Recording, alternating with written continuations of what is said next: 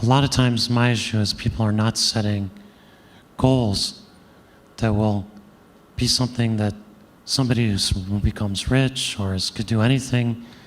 You got to be excited about working on that for 10 years. So you got to have a big enough goal that you attract the best people and you retain them and you keep them focused. And then in my experience, you don't go wrong. Maybe you don't hit it next year, or maybe you fail entirely and you discover something more exciting to work on with the same set of people.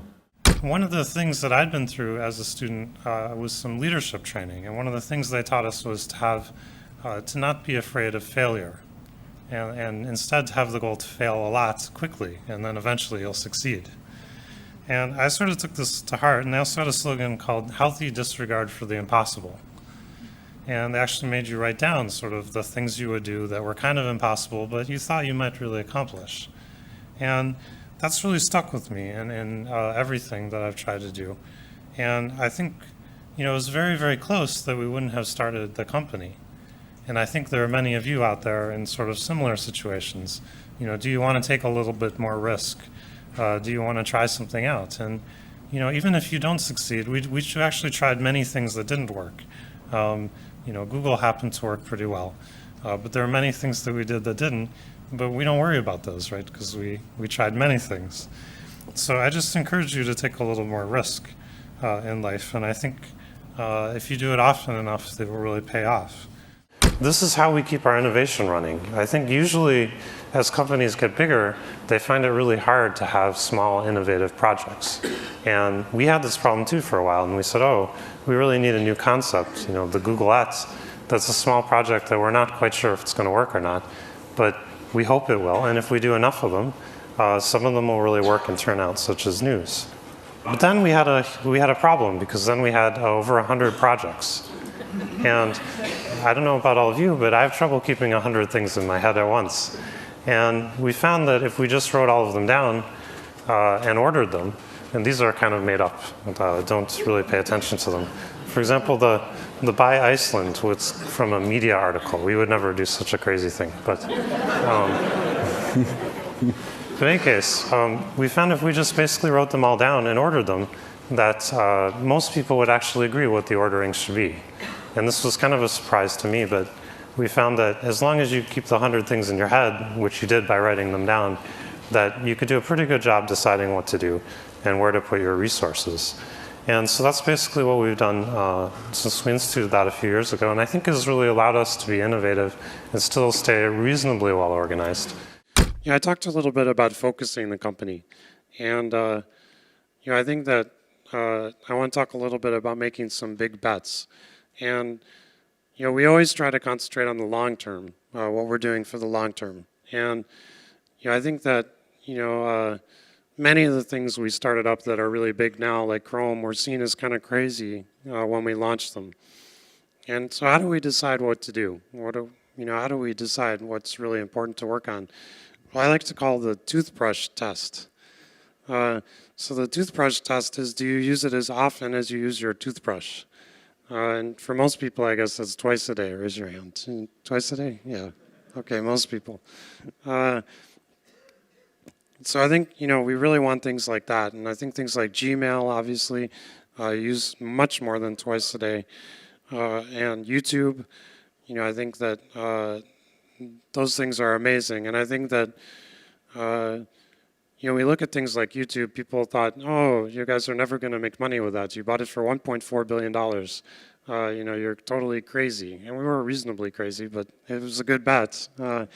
And we've actually been doubling revenue every year on YouTube for 4 years. And actually, if you're doubling things, it starts to add up pretty quickly, even no matter where you start from. So I think that's a good example of how sort of our philosophy is that we see things that people use a lot, that are gonna be really important to them, and we think that usually you can make money from those things over time. A well-run technology business can be monetized over time.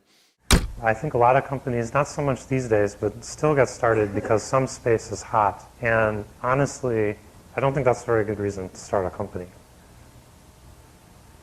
And in fact, we see, hundreds or thousands of people come to us who want to commercialize something or want us to collaborate with their business.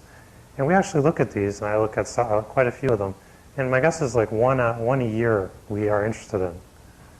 So, the trick is to have the one that somebody's going to be interested because it's a good idea, and not to, be one of the thousands that come through all the time. And I think, if you're the one good deal or you have a good idea, you really understand the area you're in. The funding environment doesn't matter. It doesn't matter whether it's a hot area. I guarantee you'll be able to get people interested in helping you out.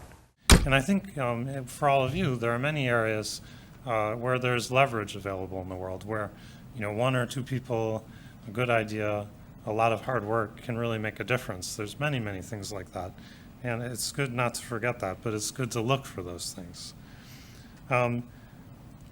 Google's mission is to organize the world's information and make it universally accessible and useful. And one of the things that surprised me, that's a very broad mission. It's a lot of work. We're not going to achieve it anytime soon, right? It's almost an impossible task. But it's an exciting task, and one that you can get other people excited about, and they can help you. And one of the things that also surprised me is it's sometimes easier to do something that's harder because other people get excited about it, and you can get much more resource. You can get tremendous resources to solve a hard problem, whereas you might only get minor resources to solve a small problem. Anything you can imagine probably is doable, right? You just have to imagine it and work on it. And things that we thought were almost impossible. So we were interested in machine translation. There are these services on the web. We had licensed one that could translate between different languages. And obviously for search, if the information's not in your language, we can't find it for you. And most information's not in your language, right? This is sort of by definition. And so we thought, well, it'd be great if we could provide search results from any language for any query. And so we really focused on that problem, and we focused on it, and we developed Google Translate. And we found some machine learning researchers, and we said, do you think you can translate, between any languages and do it better than an average human translator?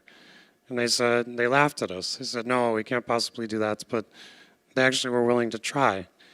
And 6 years later, we can translate between 64 languages. And it's amazing, actually. Many languages were better than an average human translating. We can do it instantly and for free. And between those 64 languages, we can translate between any two of the languages. So we have something like 4,000 languages we can translate between. And so I'm just trying to give you, I guess I'm tremendously optimistic that whatever things we try to challenge, whatever challenges we try to take on, we can solve with a little bit of concerted effort and some good technology. And I think that's a really exciting place to be in the world. So I think we want more people working on it. We want to have more ambitious goals. And I think with that, we could easily double kind of human progress and the rate at which we're developing. So I'm going to switch gears and talk really briefly about entrepreneurship. So I'll try to give you some of the things I think are really important that other people won't tell you or won't stress as much. And one of those is really just don't settle. It's very, very, very important if you're starting a company to have the right people involved. And I can't stress that enough. I've been, enormously happy with people we've had involved at Google with my co-founder and with Eric. And we took a long time to find these people, actually. I've been working with Sergey for a really long time, but Eric took us over a year to hire Eric. And just generally, having great people involved that you really like and that are compatible with you and all those things is tremendously important. And you're never going to question the equity you gave up or any of the other things. So I can't stress that enough. The other thing I think we really benefited from is being real experts. We worked on Google for many years at Stanford before we started the company. And that was a pretty nice position to be in. We understood sort of all aspects of search. We talked to all the search companies for many years. We really knew a lot about what was going on. And you can do that pretty cheaply, right? It's just your labor, right?